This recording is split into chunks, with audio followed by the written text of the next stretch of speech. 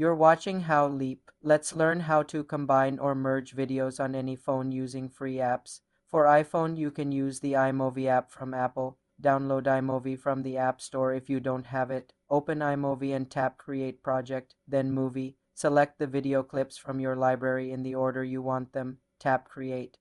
Movie. You can now trim clips by tapping on them and dragging the edges. Add transitions by tapping the zigzag icon between clips. Add music from the plus icon. Tap Done, then the share icon to save the merged video. For Android, a great free app is CapCut. Download CapCut, open it, and tap New Project. Select your video clips. Tap Add. They will appear on a timeline. You can trim, split, and rearrange them by dragging. Add transitions by tapping the white box between clips. Add music from the Audio tab. Tap the Export button in the top right to save your video. Another good cross-platform app is InShot.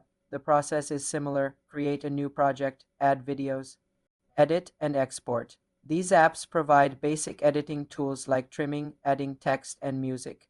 Ensure your phone has enough storage for the final video. The merged video will save to your camera roll. For more simple computer tutorials, subscribe to the channel.